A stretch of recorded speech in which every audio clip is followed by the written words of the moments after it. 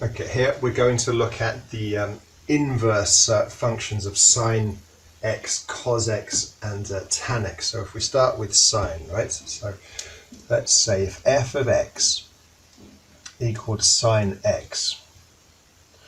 Okay, now the inverse function, remember if you just think back to when you found angles, so you've used this sort of shift sign, which looks a bit like this, sine inverse sine x, right? And we do actually use the term inverse, and if you think about this, if I write f with a little minus 1 of x, so the inverse function equals sine minus 1, so that's actually what it's all about. So when you first show this to students, they don't really know about inverse functions, but now if you now know what the inverse notation looks like, then this notation makes a lot more sense. Having said that, in your IB course, you won't see this notation very often. What you will see is this: inverse f of x equals arc sine x. So it's written as arc sine, and you'll see arc sine, arc cos, arc tan, and it means exactly the same thing. It means, well, if sine of the angle is this, what would the angle be? It takes you backwards. That's what inverse functions do. The issue with regard to graphs are, well, to be an inverse function, you need to be a function. So if you remember when we draw an inverse function from a function, you can take a point on the function and you can swap the x and the y coordinate around, and that would become a point on the inverse function. But if you think about what sine x looks like, well, it looks like this. Right? And the issue with that is, if we were to start then reflecting, remember, to be a function, or to be an inverse function, you need to be a function. And to be a function, you need to pass the vertical line test, e.g. I can't draw a vertical line between through more than 2 points. And for that to be the case, well, the function that you are the inverse of cannot fail the horizontal line test. So sine x is a function, no problem, but its inverse, if I consider it across the domain of all real numbers, wouldn't be a function, because look, if this fails a horizontal line test, then the inverse would fail a vertical line test. So what you do, you restrict the domain for these inverse trig functions. Remember, for a function to have an inverse, the domain that you consider it over needs to be, you need to have a 1-1 function over that domain. So you can have a many 1 function to be a function, but it wouldn't have an inverse. So what you do, you cap it. Okay, so if we think about the function that we're going to do, we cap it between minus pi by 2 and pi by 2. So if we have the y-axis here, x, and we're going to go to pi by 2 and minus pi by 2. So that's pi by 2, and this can be minus pi by 2. So you should know that sine of pi, remember pi is 180, pi by 2 is 90. You should know sine 90 is 1, right? So if this is pi by 2, well, we'll use the same scale, so that can be pi by 2 up there. Think of pi as a number as well. We'll try and space this reasonably evenly.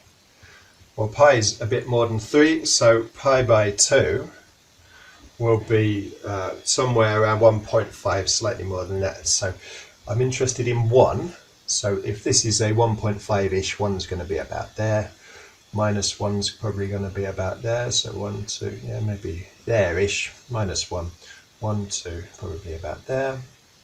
And 1, 2, yeah, minus 1, something like that. So you know that sine pi by 2 is 1. So that would pass through like that. You know that sine 0 is 0, and sine minus pi by 2 is minus 1, like this. Okay, and it's going to wind like this. I just want to be careful. I'm going to draw y equals x first. So y equals x is going to pass through minus pi by 2 minus pi by 2, minus 1, 1, 0, 0, 1, 1, and pi by 2, like that.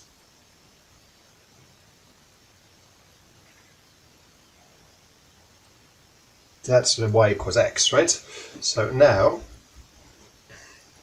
this sine x function is going to do something like this. So it's going to come quite close to there, up to here, and then it's going to take a turn around this side and something like that. So that's sine x. And then the inverse is just going to be the reflection of that. And that is going to go up to here. So if you're just thinking about the inverse, well, when x is 1, arc sine 1 is going to be pi by 2. This went through pi by 2 and 1, so the other function is going to go through 1 and pi by 2, so up here. And it's going to do the same when x is minus 1, arc sine x will be minus pi. So it's going to go through like this, and then you just reflect it. So it's going to do up to here, and then it's going to take a turn like that. So it's not as good as it could be. Obviously I'll attach a better drawing, but basically that is the function arc sine x. So arc sine x, right? And if you think about it in terms of domain and range, for sine x, we know that the domain, as in the restricted domain for the purposes of sketching an inverse function, or defining an inverse function, the domain is, well, x between minus pi by 2 and pi by 2, and the range is between minus 1 and 1, and that's y's, right? So for arc sine x, we just need to switch those around. So domain is going to be, well, the x is between minus 1 and 1, and the range is going to be from minus pi by 2 to pi by 2. And you can see on there that that's clearly the case. Well, I say clearly the case, it's a very bad sketch, but you can see this has a minimum value of minus pi by 2, maximum value of pi by 2. I'm talking about outputs of the function, the y's, and that happens x, the maximum x is 1 and the minimum x is minus 1.